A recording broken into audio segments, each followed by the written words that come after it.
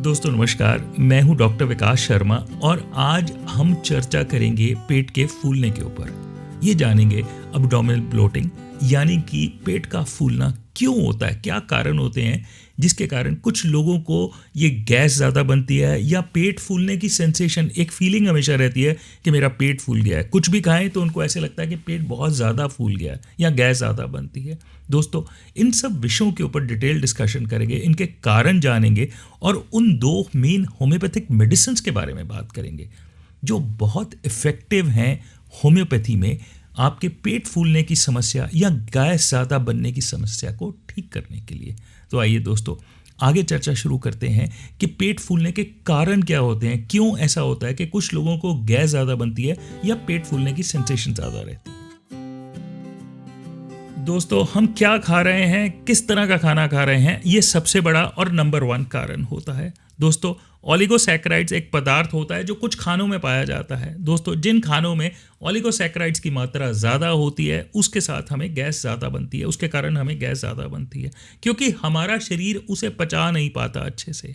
दोस्तों हमारे शरीर के अंदर ह्यूमन यानी इंसानों के शरीर के अंदर अल्फा गैलेक्टोसिडेज एक केमिकल होता है, वो नहीं मिलता, जिसके कारण हम ओलिगोसैकेराइड्स को हमारा शरीर तोड़ नहीं पा रहा, हमारी आंतें जो हैं उसको तोड़ नहीं पाते। दोस्तों जब जो खाना जिसके अंदर ओलिगोसैकेराइड्स की मात्रा ज़्यादा होती है वो हमारी बड़ी आंत में जाता है तो वहाँ पर जो बैक्टीरिया हैं, कीटाणु हैं, वो उसे तोड़ते हैं और उसके कारण गैस ज़्यादा बनती है। तो इसीलिए जिन खानों के अंदर ओलिगोसैकेराइड्स की मात्रा ज़्यादा होती है वो ज़्यादा गैस बनाते हैं। तो दोस्तों चर्चा करते हैं कि किन खानों में ओलिगोसैकेराइड्स की मात्रा ज़्यादा होती है। दोस्तों सबसे बड़ा जो फूड है, जो खाने का पदार्थ है जिसमें देखा गया है कि ओलिगोसैकेराइड्स की मात्रा ज़्यादा होती है, वो है बीन्स। दोस्तों बीन्स यानी कि राजमा, सोयाबीन, ये दो पदार्थ हैं जिनमें ओलिगोसैकेराइड्स की मात्रा ज़्यादा होती है। दोस्तों दालें, स्पेशली छिलके वाली दालें, इनके कारण भी हमें गैस ज़्यादा बनती है। चने, काबुली चने, बड़े वाले जो चने, सफ़ेद चने जिसे हम बोलते हैं, उसके अंदर ज़्यादा ओलिगोसैकेराइड्स की मात्रा होती है और गैस ज़्यादा बनती है। दोस्तों गोभी, पत्ता गोभी, फूल गोभी, ब्रोकली, मटर, इन सब के अंदर ओलिगोसैकेराइड्स की मात्रा ज़्यादा होती है और गैस ज़्यादा बनाते हैं। दोस्तों अगर आपको गैस ज़्यादा बनती है तो इस चीज़ का ज़रूर ध्यान रखिएगा कि आप वो सारे खाने के पदार्थ जिनके अंदर ओलिगोसैकेराइड्स की मात्रा ज़्यादा है उनको कम लीजिएगा। दोस्तों सेकंड इंपॉर्टेंट पॉइंट पे आते हैं और सेकंड इंपॉर्टेंट पॉइंट है फूड एलर्जीज या फूड सेंसिटिविटी। दोस्तों कुछ लोगों को फूड की एलर्जी होती है, जैसे कि मिल्क और मिल्क प्रोडक्ट से बहुत कॉमन एलर्जी मिलती है इंडिया में। 60 to 70% पॉपुलेशन हमारे देश में मिल्क को अच्छे से डाइजेस्ट नहीं कर पाती, जिसे हम लैक्टोज इंटॉलरेंस बोलते हैं। दोस्तों लैक्टोज एक प्रोटीन होता है जो मिल्क में मिलता है, उसको डाइजेस्ट करने के लिए हमारी बॉडी के अंदर एक एंजाइम जो कि बहुत ज़रूरी होती है जिसे हम लैक्टेज कहते हैं, कुछ लोगों में वो कम होती है या वो मिलती नहीं है, जिसके कारण जब हम दूध लेते हैं, दूध के प्रोडक्ट लेते हैं, तो वो हम उसे पचा नहीं पाते हैं। फिर वही होता है कि वो जो मिल्क है वो हमारी बड़ी आंत में जाता है जहाँ बैक्टीरियाज उसको डाइजेस्ट करने की कोशिश करते हैं, जिसके कारण हमें बहुत ज़्यादा गैस बनती है। तो दोस्तों मिल्क और मिल्क प्रोडक्ट्स एक बहुत बड़ा रीज़न होते हैं गैस ज़्यादा बनाने के लिए। दोस्तों सेकंड पे आते हैं। सेकंड फूड एलर्जी जो बड़ी कॉमन होती है वो है वीट के साथ एलर्जी। दोस्तों वीट के साथ एलर्जी बड़ी कॉमन होती है, वीट की इनटॉलरेंस होती है। कुछ लोग वीट खाते हैं उनको बहुत ज़्यादा गैस बनती है। जब वो वीट एलर्जी बहुत सीवियर फॉर्म में चले जाती है उसे सीलिएक डिजीज़ कहते हैं। दोस्तों तीसरी होती है फ्रक्टोज से एलर्जी। कुछ फ्रूट्स के अंदर ये शुगर पाई जाती है जिसे पचाने की हमारी बॉडी में क्षमता नहीं होती है, उसके कारण भी गैस बनती है। दोस्तों ये थे 3 फूड सब्सटेंसेस जिनसे हमें गैस ज़्यादा बन सकती है अगर हमें इनकी एलर्जी हो। दोस्तों थर्ड इंपॉर्टेंट फैक्टर है IBS यानी कि इरिटेबल बाउल सिंड्रोम।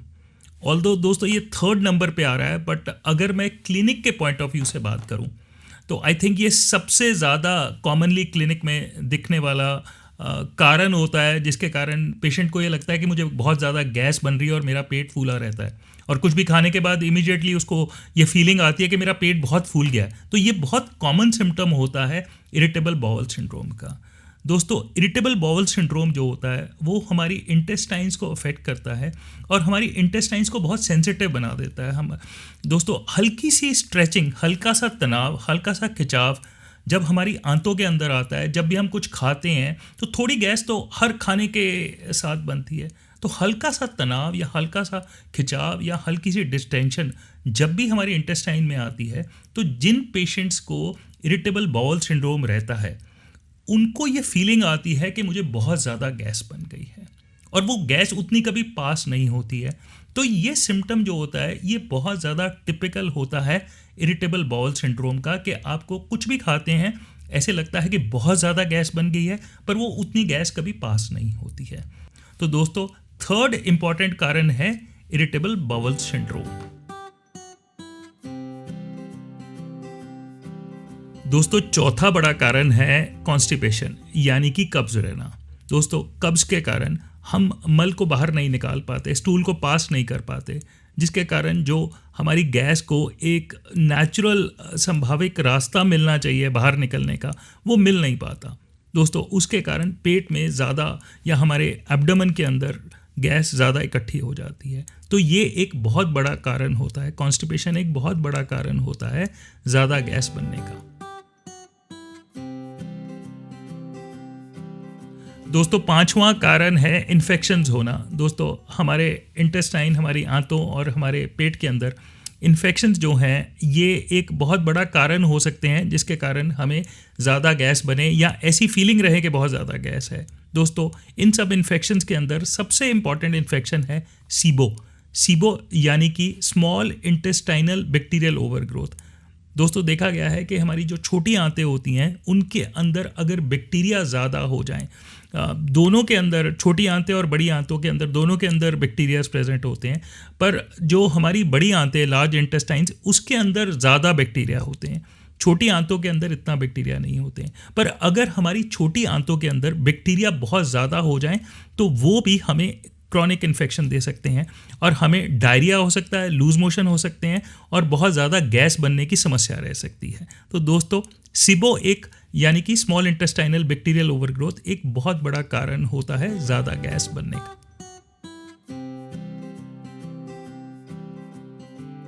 दोस्तों कुछ लोगों में स्ट्रेस एक बहुत बड़ा फैक्टर बन जाता है पेशेंट को ये फीलिंग देने के लिए कि मेरे को पेट फूला हुआ और मेरे को बहुत ज़्यादा गैस है। दोस्तों स्ट्रेस जो है ये हमारी इंटेस्टाइन्स यानी कि हमारी आंतों को बहुत ज़्यादा सेंसिटिव बना देता है, जिसके कारण हल्की सी गैस पेशेंट को ये फीलिंग देती है कि मुझे बहुत ज़्यादा गैस बनी हुई है। दोस्तों इसके साथ डायरिया भी हो सकता है।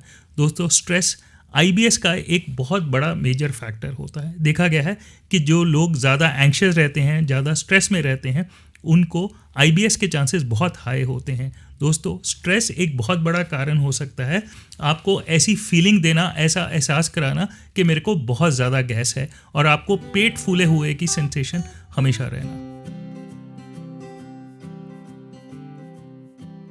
दोस्तों औरतों में, फीमेल्स में ये अक्सर देखा गया है कि हार्मोनल चेंजेस जो होती हैं उसके कारण गैस ज़्यादा बन सकती है। दोस्तों जब पीरियड्स आते हैं, मेंसेस आते हैं, तो देखा गया है कि जो डाइजेशन होती है, जो हमारी पाचन प्रक्रिया होती है, वो आहिस्ता हो जाती है, स्लो हो जाती है, जिसके कारण ज़्यादा गैस बन सकती है।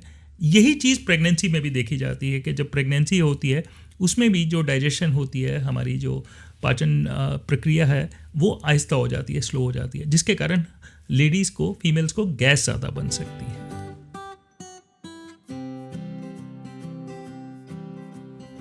दोस्तों मैं अक्सर क्लिनिक में देखता हूँ कि जो लोग एक्टिव लाइफस्टाइल नहीं लीड कर पा रहे हैं, सेडेंट्री लाइफस्टाइल, उसका मतलब ये है कि अगर आप अपनी लाइफ में ज़्यादा एक्टिव नहीं हैं, सैर नहीं कर रहे हैं, एक्सरसाइज नहीं कर रहे हैं, तो वहाँ पर आपको गैस बनने के चांसेस जो हैं वो ज़्यादा रहते हैं। दोस्तों इसका कारण ये है कि जब हम मूवमेंट करते हैं, जब हम चलते फिरते हैं, एक्सरसाइज करते हैं, तो हमारी जो पाचन प्रक्रिया है वो एक्टिव रहती है।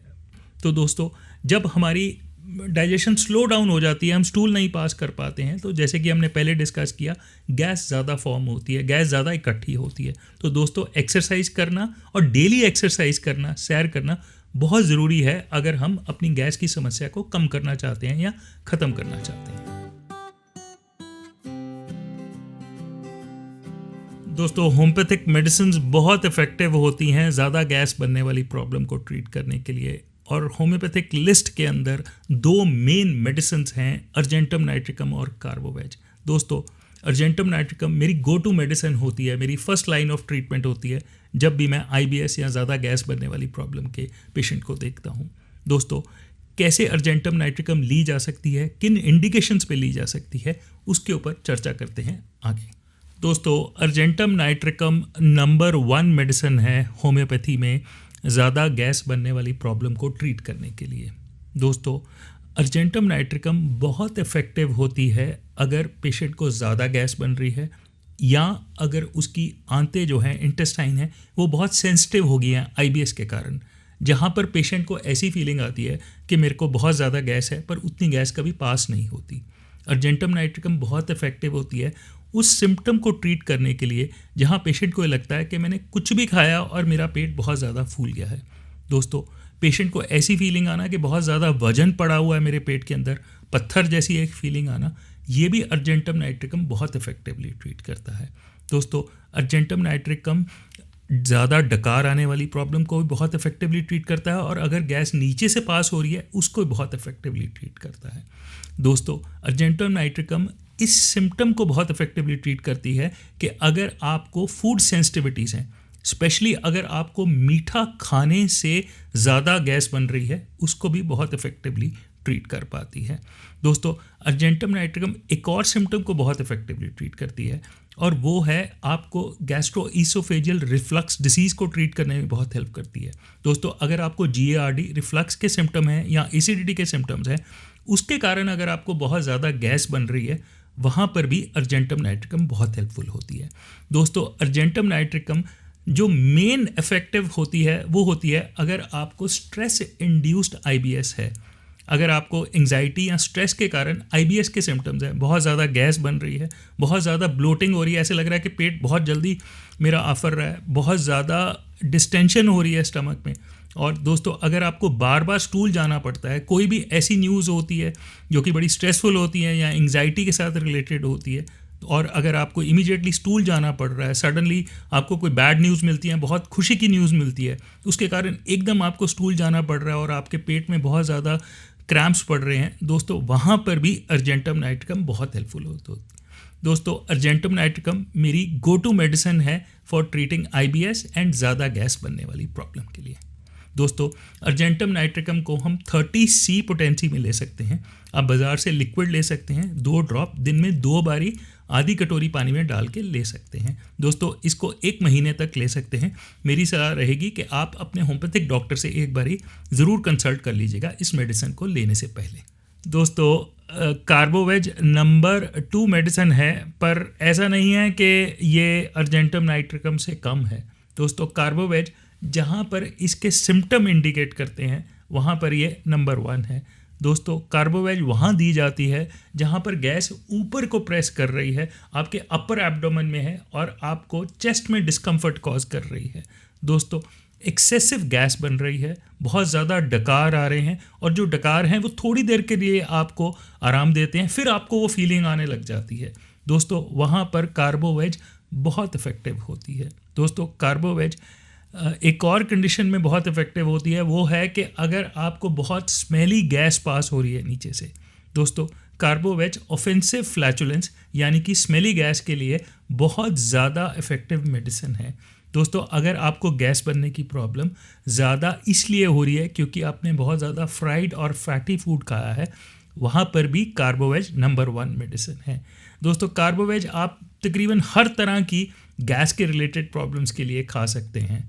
दोस्तों कार्बोवेज 30C 2 ड्रॉप आधी कटोरी पानी में डाल के दिन में 2 या 3 बारी ले सकते हैं 1 महीने के लिए। दोस्तों दोबारा से मैं कहूँगा, आप इस मेडिसिन को लेने से पहले एक बारी अपने होम्योपैथिक डॉक्टर से सलाह ज़रूर कर लीजिएगा। दोस्तों अगर आपका डाइजेस्टिव सिस्टम स्लो हो गया है, यानी कि आपकी जो पाचन शक्ति है वो कमज़ोर हो गई है, स्लो हो गई है, तो वहाँ पर लाइकोपोडियम बहुत हेल्पफुल होती है। दोस्तों अगर आपकी मूवमेंट ऑफ स्टूल इतनी नहीं हो रही है जिसके कारण आपको ज़्यादा गैस बन रही है, तो वहाँ पर लाइकोपोडियम बहुत हेल्प करती है। लाइकोपोडियम आपके पेट के जो नीचे वाले हिस्से में यानी कि लोअर पार्ट ऑफ एब्डोमेन में अगर ज़्यादा गैस बन रही है और गैस पास करने से आपको आराम मिल रहा है दोस्तों, उसके लिए lycopodium one of the best medicines है। दोस्तों अगर आपको दोपहर के खाने के बाद शाम को 3-4 बजे से लेकर 6-7-8 बजे तक ज़्यादा गैस बनती है तो वहाँ पर लाइकोपोडियम बेस्ट मेडिसिन है। दोस्तों लाइकोपोडियम 30 को आप 2-2 ड्रॉप करके दिन में 2 बारी आधी कटोरी पानी में ले सकते हैं। पर मेरी सलाह रहेगी कि इस मेडिसिन को लेने से पहले एक बारी होम्योपैथिक डॉक्टर से ज़रूर सलाह कर लीजिएगा। दोस्तों लाइकोपोडियम एक डीप एक्टिंग मेडिसिन होती है तो उसको बिना किसी डॉक्टर की सलाह के मत यूज़ करिएगा। दोस्तों चाइना ऑफिशिनालिस होम्योपैथिक मेडिसिन बहुत इफेक्टिव होती है 2 मेन सिम्टम्स के लिए। दोस्तों अगर आपका पूरा का पूरा पेट फूल जाता है कुछ भी खाना खाने के बाद, आपको कपड़े खोलने पड़ते हैं, लूजन अप करने पड़ते हैं, इतनी ज़्यादा ब्लोटिंग होती है, इतनी ज़्यादा डिस्टेंशन होती है दोस्तों, वहाँ पर चाइना ऑफिशिनालिस बहुत ज़्यादा हेल्प करती है। दोस्तों अगर फूलने के साथ आपको पेट में से बहुत ज़्यादा आवाज़ें आती हैं, गुड़गुड़ की आवाज़ें आती हैं गैस के कारण, वहाँ पर भी चाइना बहुत हेल्पफुल होती है। दोस्तों अगर आपको गैस पास नहीं हो रही है तो चाइना ऑफिशिनालिस बहुत अच्छी मेडिसिन है आपको इस सिचुएशन से आराम देने के लिए। दोस्तों चाइना को आप 30C पोटेंसी में दिन में 2 या 3 बारी ले सकते हैं। दोस्तों अगेन मैं वही कहूँगा कि अपने डॉक्टर से एक बारी सलाह ज़रूर कर लीजिए। दोस्तों अगर आपको गैस की प्रॉब्लम इसलिए रह रही है क्योंकि आपको कॉन्स्टिपेशन रहती है और अगर आपकी कॉन्स्टिपेशन आपके सेडेंट्री लाइफस्टाइल से रिलेटेड है या आप बहुत ज़्यादा बाहर का खाना खा रहे हैं, अल्कोहल कंज्यूम कर रहे हैं, दोस्तों यहाँ पर नक्सवामिका एक बहुत इफेक्टिव मेडिसिन होती है। दोस्तों नक्सवामिका 30C को आप रात को सोने से पहले ले सकते हैं अगर आपको ये प्रॉब्लम रहती है। दोस्तों नक्सवामिका कॉन्स्टिपेशन में वहाँ दी जाती है जहाँ आपको कई बारी जाना पड़ता है और एक बारी में आपका पेट साफ नहीं होता। दोस्तों अगर आपका स्लो डाइजेस्टिव सिस्टम है क्योंकि आप सेडेंट्री लाइफ, आप बहुत ज़्यादा एक्टिव लाइफ नहीं लीड कर रहे हैं और आप बहुत ज़्यादा फ्राइड खा रहे हैं, अल्कोहल ले रहे हैं, दोस्तों वहाँ पर नक्सवामिका बहुत हेल्पफुल होती है। दोस्तों नक्सवामिका 30C दिन में 1 या 2 बारी ले सकते हैं, स्पेशली अगर आप रात को लें तो बहुत हेल्पफुल होती है। 2 ड्रॉप आधी कटोरी पानी में डाल के आप रात को ले सकते हैं। दोस्तों अपने होम्योपैथिक डॉक्टर से ज़रूर सलाह करिएगा ये लेने से पहले। दोस्तों सीपिया बहुत हेल्पफुल मेडिसिन है अगर आपको कॉन्स्टिपेशन या आपका डाइजेस्टिव सिस्टम स्लो हो गया है पीरियड्स के दौरान। दोस्तों पीरियड्स के दौरान जब डाइजेस्टिव सिस्टम स्लो हो जाता है तो हमारे स्टूल की जो मूवमेंट है वो स्लो डाउन हो जाती है जिसके कारण ज़्यादा गैस इकट्ठी हो जाती है। दोस्तों वहाँ पर सीपिया 30 फॉर फीमेल्स बहुत हेल्पफुल होती है। दोस्तों मेरी सलाह रहेगी कि सीपिया को यूज़ करने से पहले आप अपने डॉक्टर से एक बारी सलाह कर लीजिएगा। तो दोस्तों ये थी हमारी चर्चा होम्योपैथिक मेडिसिन्स के ऊपर कि होम्योपैथिक मेडिसिन्स किस तरह से हेल्पफुल हैं, क्या क्या मेडिसिन्स हैं और किस तरह आप ले सकते हैं। दोस्तों अगर आपको कोई क्वेरी हो तो आप हमें ईमेल कर सकते हैं vikas@drhomeo.com पे या हमारी वेबसाइट पे जा सकते हैं www.drhomeo.com। दोस्तों आप हमारी क्लिनिक में कॉल भी कर सकते हैं अगर आपको कोई क्वेरी हो। दोस्तों अगले वीडियो तक के लिए नमस्कार।